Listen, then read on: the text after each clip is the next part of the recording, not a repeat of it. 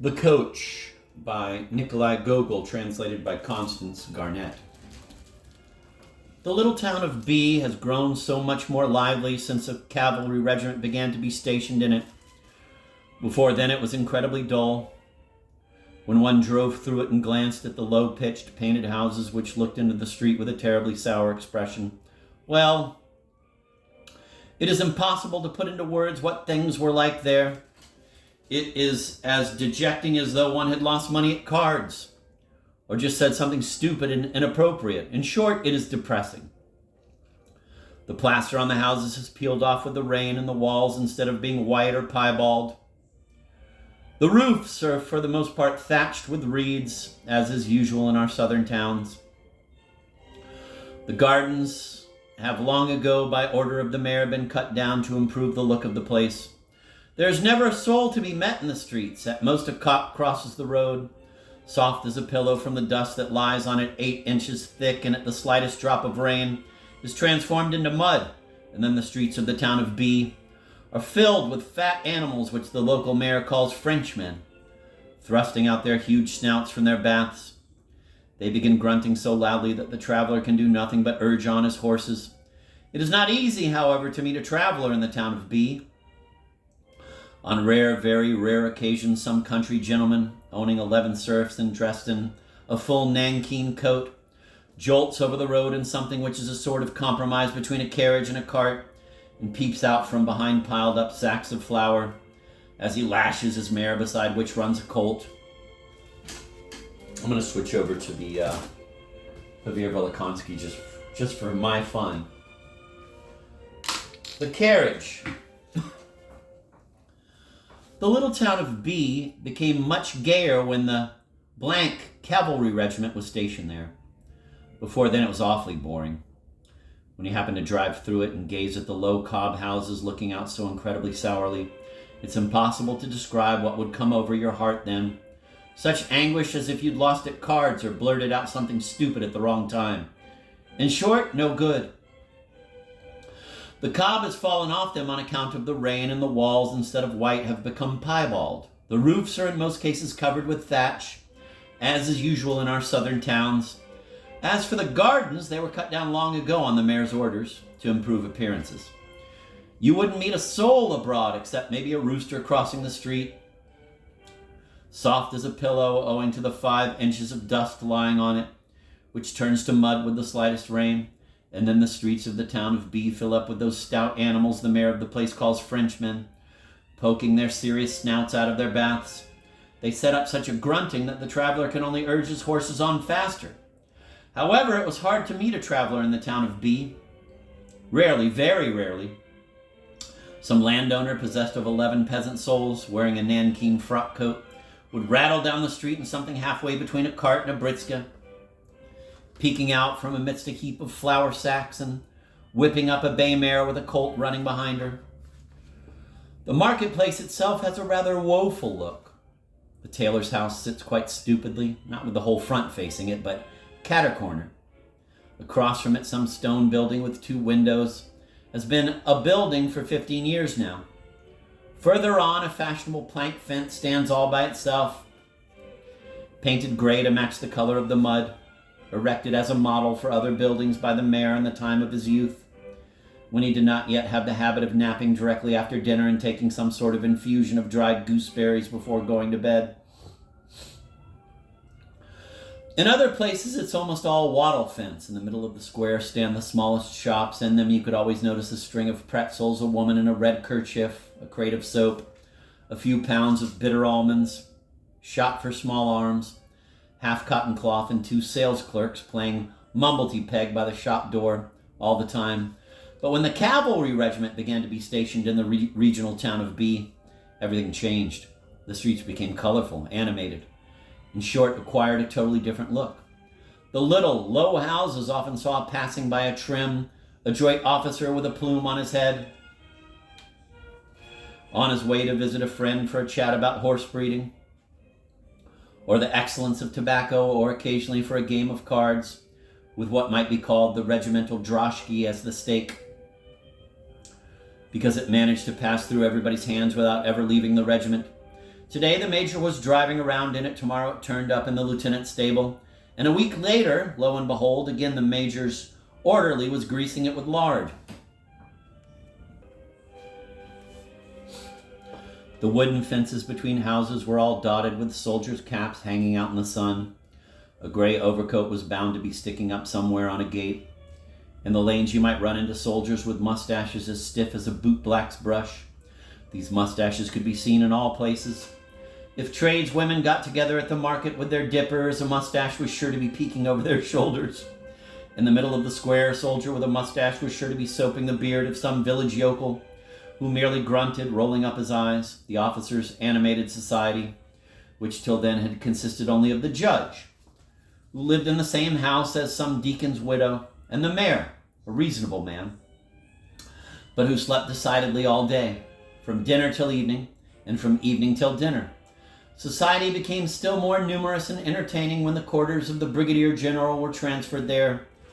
Neighboring landowners whose existence no one had even suspected till then began coming to the little town more often, to meet the gentlemen officers and on occasion to play a little game of faro, which before had been an extremely vague fancy in their heads, busied with crops, their wives' errands, and hunting hares.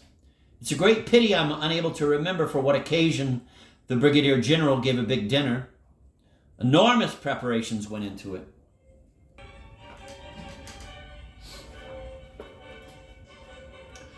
Enormous preparations went into it. The snick of the chef's knives in the general's kitchen could be heard as far as the town gates.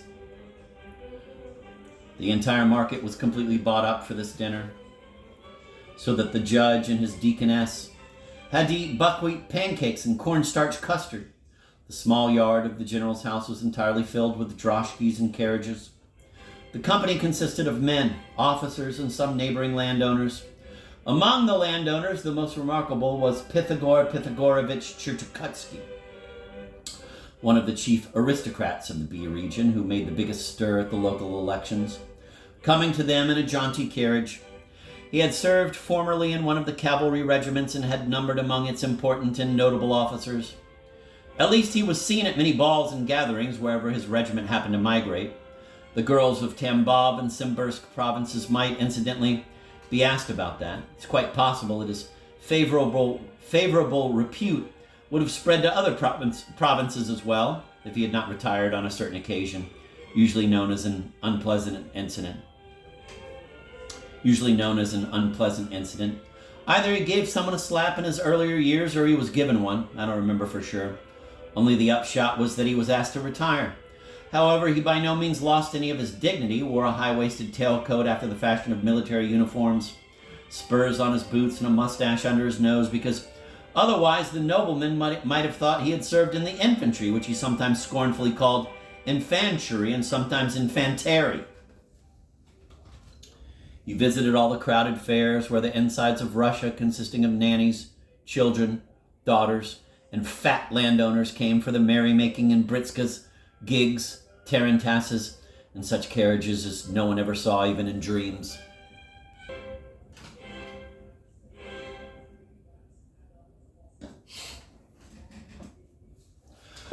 His nose could smell where a cavalry regiment was stationed, and he always went to meet the gentlemen officers. With great adroitness, he would leap from his light carriage or droshky before them and make their acquaintance extremely quickly.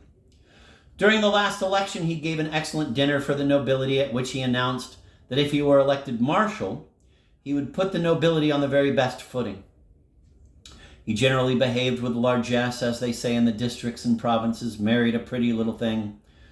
With her got a dowry of 200 souls plus several thousand in capital. The capital went immediately on a sick sum of really fine horses, gilded door latches, a tame monkey for the house, and a Frenchman for a butler. The 200 souls, together with his own 200, were mortgaged with a view to some sort of commercial transactions. In short, he was a real landowner, a landowner good and proper. Besides him, there were several other landowners at the general's dinner, but they are not worth talking about. The rest were all army men of the same regiment, including 2 staff officers, a colonel, and a rather fat major. The general was stocky and corpulent himself, though a good commander in the officers' opinion. He spoke in a rather deep, imposing bass. The dinner was extraordinary. Sturgeon, beluga, sterlet, bustard, asparagus, quail, partridge, and mushrooms testified that the cook had not sat down to eat since the day before, and that 4 soldiers, knives in hand, had worked all night helping him with the fricassees and gelées. The myriads of bottles, tall ones of Lafitte, short-necked ones of Madeira, the beautiful summer day, the windows all thrown wide open, the plates of ice on the table, the gentlemen officers with their bottom button unbuttoned, the owners of trim tailcoats with their shirt fronts all rumpled, the crisscross conversation dominated by the general's voice and drowned in champagne. Everything was in harmony with everything else. After dinner, they all got up with an agreeable heaviness in their stomachs, and having lit their long or short chibouks, stepped out on the porch, cups of coffee in their hands.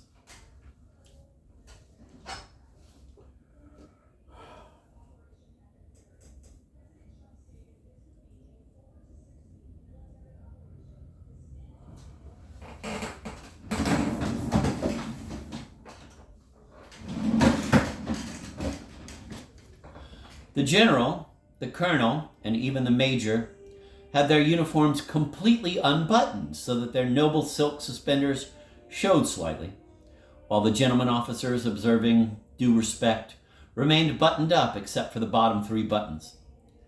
"We can have a look at her now," said the general. "Please, my good fellow," he added, turning to his aide-de-camp, a rather adroit young man of pleasant appearance. "Tell them to bring the bay mare here. You'll see for yourselves." Here the general drew on his pipe and let the smoke out. "She still hasn't been well cared for. Cursed little town.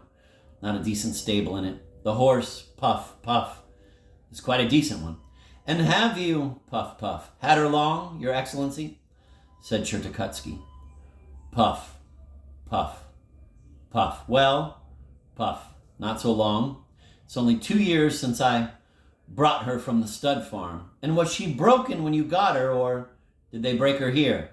Puff, Puff, Puff, Puff, Puff, ooh, "Here." Having said which, the general vanished completely in smoke.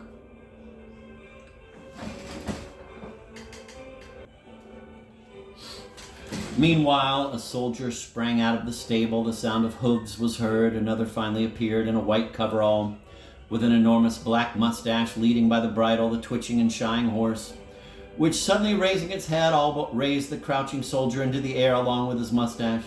Now, Agrafena Ivanovna," he said as he led her to the porch. The mare's name was Agrafena Ivanovna, strong and wild as a southern beauty.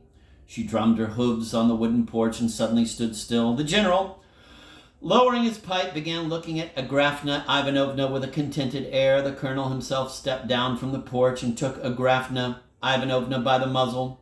The major himself patted Agrafena Ivanovna on the leg. The rest clucked their tongues. Chertokutsky got down from the porch and went behind her. The soldier, standing at attention and holding the bridle, stared straight into the visitor's eyes as if he wished to jump into them. "Very, very good," said Chertokutsky. "A shapely horse. How's her gait, your excellency, if I may ask?" "Her gait is good, only, devil knows, that fool of a vet gave her some sort of pills, and she's been sneezing for 2 days now." "Very, very nice. And do you have a corresponding equipage, your excellency?" "Equipage? But this is a saddle horse." "I know that, but I asked your excellency about it so as to learn whether you have corresponding equipages for your other horses." "Well, as for equipages, I don't have quite enough, I must confess to tell you. I've long wanted to own a modern carriage. I wrote about it to my brother, who is now in Petersburg, but I don't know whether he'll send me one or not." "It seems to me, your excellency," the colonel observed, "that there's no better carriage than a Viennese one." "You think rightly, Puff, Puff, Puff. I have a surpassing carriage, your excellency, real Viennese workmanship." "Which? The one you came in?" "Oh, no. This one's just for driving around, for my own use, but that one, it's astonishing. Light as a feather. And when you get in, it's simply as if with Your Excellency's permission, as if a nurse were rocking you in a cradle. So it's comfortable. Very, very comfortable. Cushions, springs, all just like a picture. That's good.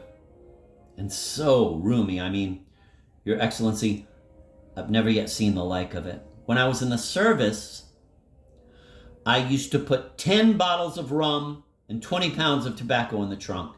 And besides that, I take with me some 6 changes of uniform, linens, and 2 chabuks. Your Excellency, as long, if you'll permit the expression, as tapeworms. And you could put a whole ox in the pouches. That's good. I paid $4,000 for it, Your Excellency. Judging by the price, it must be good. And you bought it yourself? No, Your Excellency, it happened to come to me. It was bought by a friend of mine, a rare person, a childhood friend. You'd get along perfectly with him. Between us, there was no yours or mine. It was all the same. I won it from him at cards. Perhaps you'd care to do me the honor, Your Excellency, of coming to dine with me tomorrow and of having a look at the carriage at the same time?